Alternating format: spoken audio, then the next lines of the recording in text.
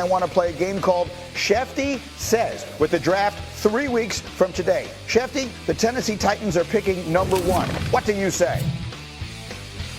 More and more it looks like Cam Ward is going to be the pick, and the longer this goes on, the more it looks like they're more inclined to hold on to that number 1 pick rather than trade that number 1 pick. And Brian Callahan, the Titans head coach, was in Cincinnati when the Bengals drafted Joe Burrow number 1 overall. He knows how important that number 1 overall pick can be, and the Titans think it could have the same type of effect on their organization. We'll see if they decide to stick there.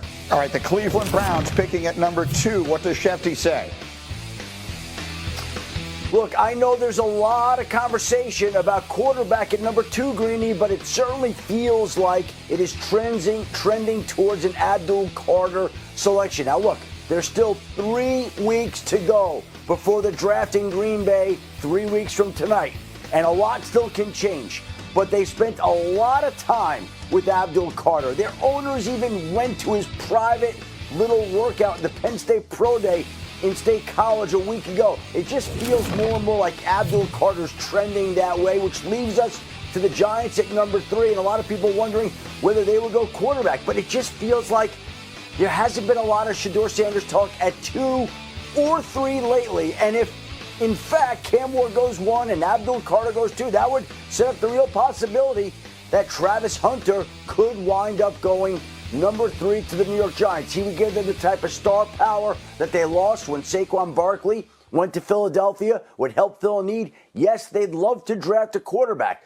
But as we've talked about on this show and other shows, how high of a grade do they have on Shedeur Sanders? Where is the value that they assigned to him with the 3rd overall pick? Is it worth it, or is Travis Hunter too good to pass up?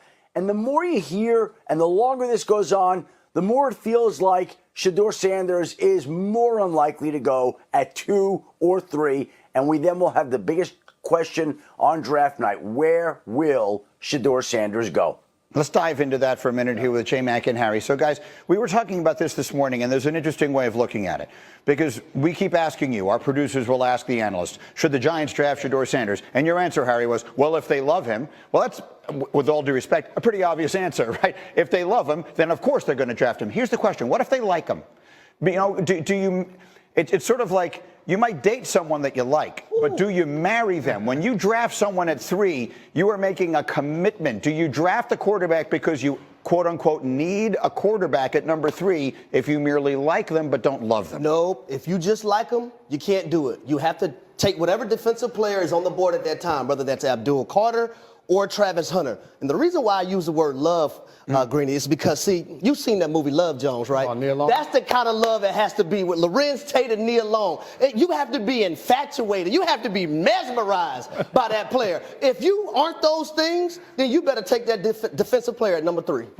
For a second, I thought he was going to start singing the way he got into it and the emotion. Yeah. And I agree with that. But I also think the last thing Shefty said is we're still 3 weeks away from the draft. So for the New York Giants, you still have his pro day or showcase coming up. You still have an opportunity to have private meetings with him. I still think there's time to fall in love. Because, Greeny, as you say that, hey, it takes a while to know whether you want to marry somebody or not. You have to go through that dating phase and have those touch points to see exactly who this person is. So for the New York Giants, yes, they've studied the film, they've watched him, they've been around him a little bit, but I think there's still time for them to fall madly in love with him and at that number 3 spot still possibly pick a guy like Shedeur Sanders. See, there's so many factors in all this to me, Shefty, because and the pro day and all of that stuff is this week. It's tomorrow, yes. Right? Yep, in Boulder.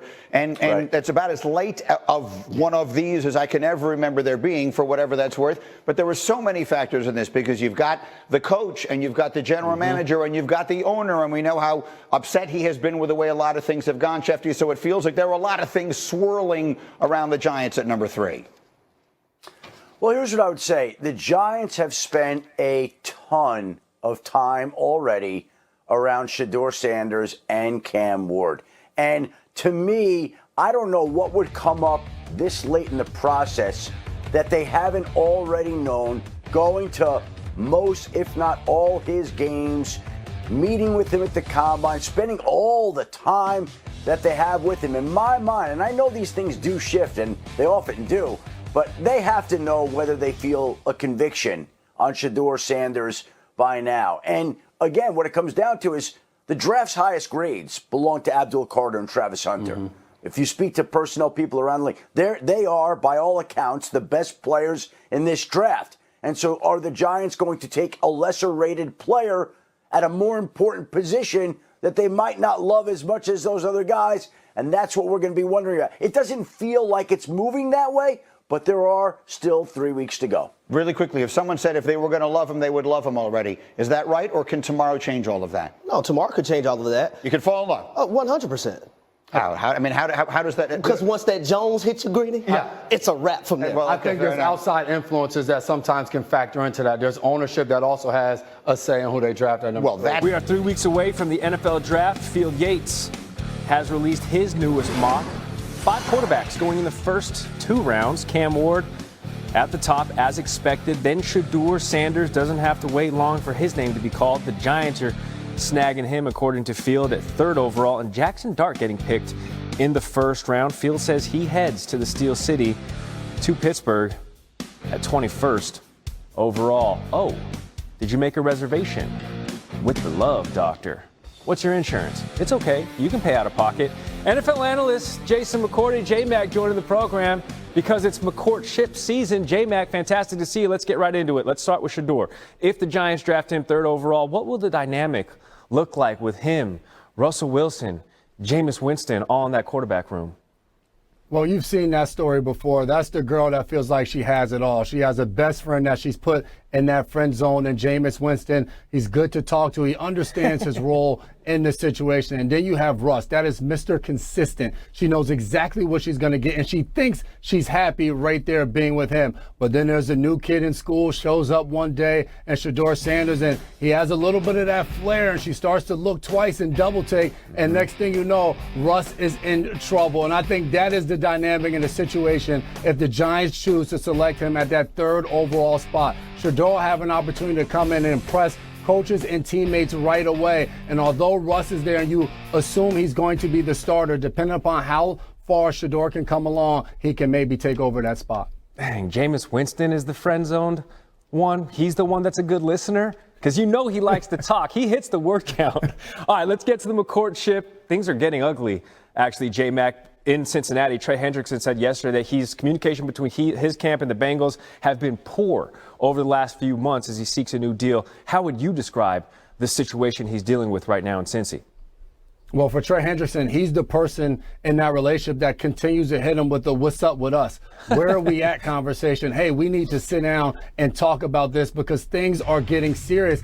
And the Bengals continue to just give him the runaround, continue to ghost him, continue not to have that communication and say how they honestly feel. They haven't told him that they're seeing other people and they're ready to possibly move on. And he is hanging on by a thread. He's done everything the right way. He's been that consistent boyfriend to them the entire time with the hopes of one day locking it down, but that just hasn't come to fruition just yet. He's checked every single box in the resume that needs to be 31, all of the sacks, team guy, wants to remain in Cincinnati for the foreseeable future. All right, finally here, Jerry Jones said this week he doesn't think a deal between the team and Micah Parsons is far off. Okay, that's good. What kind of McCourtship advice would you give to Jerry as it relates to extending Micah Parsons? Go ahead and lock it down, man. Stop playing around. Jerry's that one boy that you have that you've been telling him for years. You found the right one. Stay out of these streets. The streets are dangerous. Stop dipping your pinky toe in the streets to see what's still there. Just go ahead and commit yourself long term. Micah Parsons is the real deal. He's been that since he's gotten there. And I think the longer you wait, he starts to call around and you start to see what your friends got going on. Hey, how's your relationship going? What are the things that they're buying you in that home? And now Micah's starting to see, you know what? I deserve a little bit more. Jerry, stop waiting. Go ahead and lock him on down. Jerry, listen, man, drop the zeros, lock up your hero. He's already there in the crib. That's Jason McCourty breaking down the McCourtships this morning on SportsCenter. J-Mac.